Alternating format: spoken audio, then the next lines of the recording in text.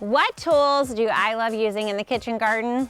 Well, here are just a few. And in today's video, I'm gonna show you all my favorite tools, why I use them, where I use them, and what I do with them. Sound good? All right, let's do it.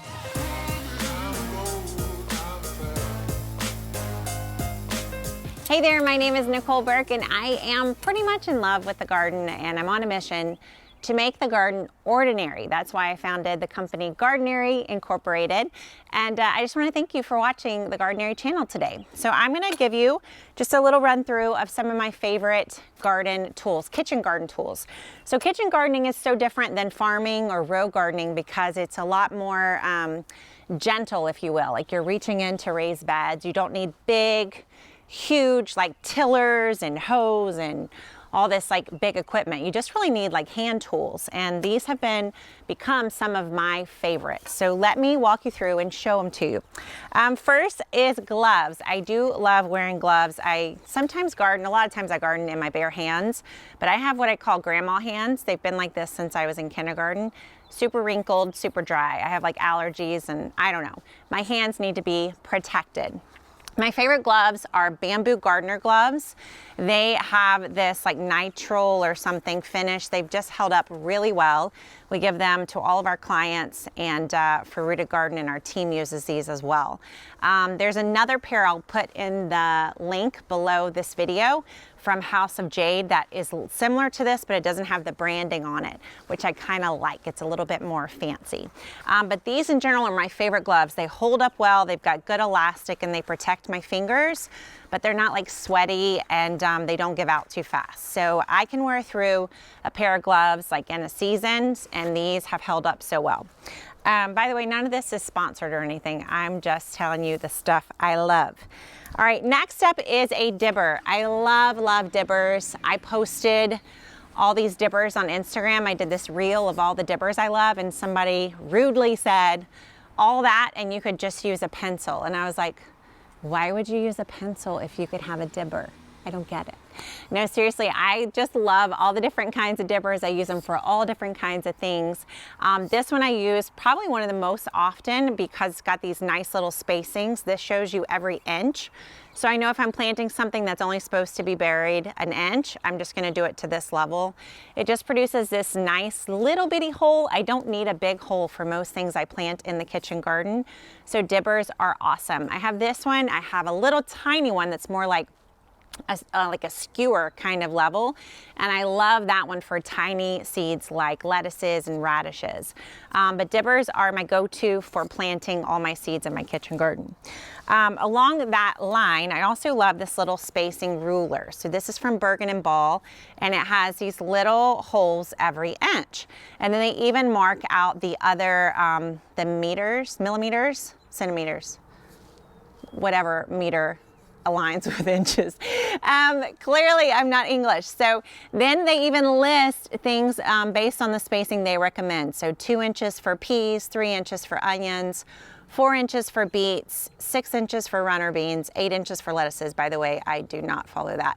Anyway, just cute little tool, and I love this. I can put this down in a row. I'll just like lay the seeds on there, and they just all go in the hole, and then I move it along the way on the dirt. I love this little ruler. So those two things help me with planting seeds. Before I plant seeds, I love this little rake. So I typically I do like a no-till gardening, so I cut at the soil level when I'm pulling out plants, and I don't like to disturb the soil too much. But I do like to take off the debris. So if there's old leaves or just stuff that I want to clear out, little rocks or pebbles or snail shells, this is a great rake to kind of clear that off and prepare the soil for planting.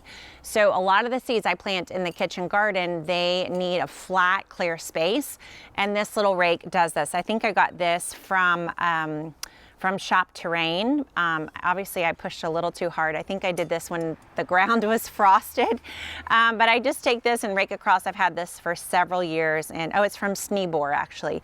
Sneebor is a fantastic brand. So I love this little rake for clearing up space, and I'll use it all kinds of ways, and I just love that it's small and and it's just tidy, right? Speaking of tidy, I love this little hand broom. So I got this for myself when I first started working in clients' gardens with Rooted Garden, because on install day, there would be soil everywhere. And so we'd get the garden all planted up, and then there'd be soil all over the edge of these beautiful brand new beds. And so I got this little broom to just sweep, sweep, sweep, just right along the edge of the bed, just like this, see? Just like that.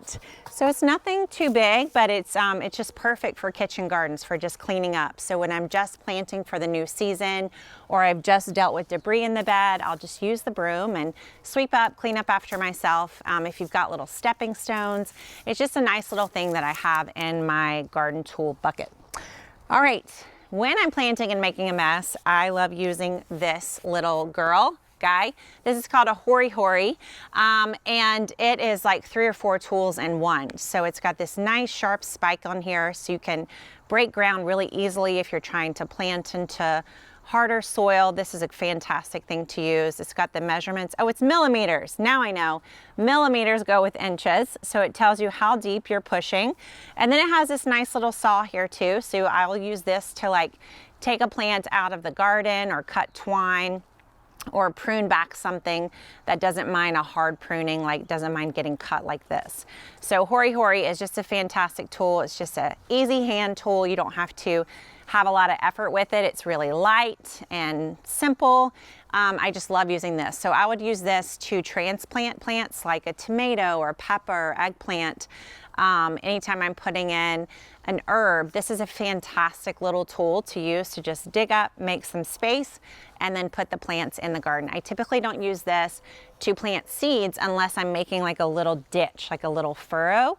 If I was gonna plant, say, bean seeds or something like that at a 1 or 2 inch depth, I could use this to make the little furrow. So that's what I use for planting plants and bigger seeds. And then we come to my pruners. So my favorite kind of pruner for the kitchen garden is a needle nose pruner. So this is where there's a much, you can see a much clearer tip here. The reason why I love needle nose pruners, you can see these have been well worn and used. I got these from Shop Terrain as well.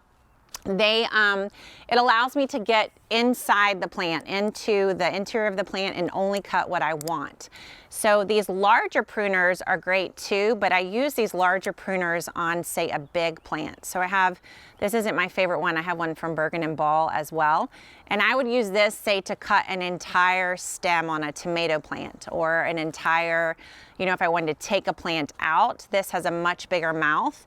But I find if I'm trying to prune a plant or cut a harvest, this is way too large for most of the plants that I'm going to be working with. So that's why in general I prefer this needle nose, because it allows me to just kind of poke in and just barely grab the stem I'm most interested in, not accidentally cut stems that I don't want to prune back.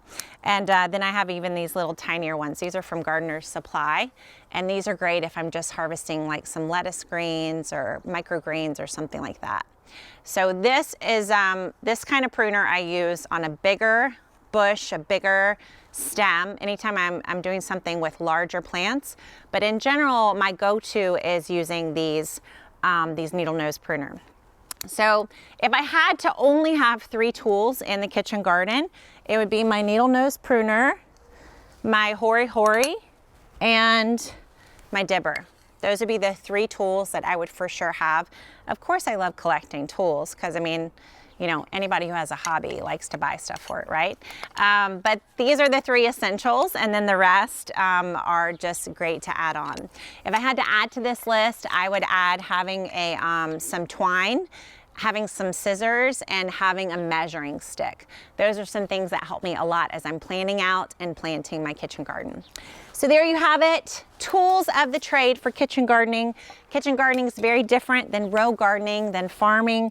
You don't need heavy duty tools. You can just have a few handfuls of things like this to help you in the garden.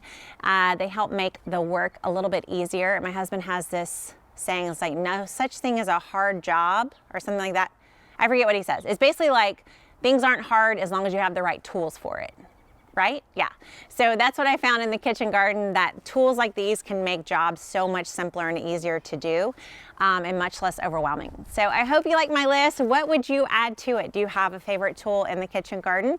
I would love to hear what it is. Thanks so much for watching, and please subscribe to the Gardenary channel. Stay tuned for much, much more kitchen garden goodness coming your way all season long. Thanks for watching. Bye.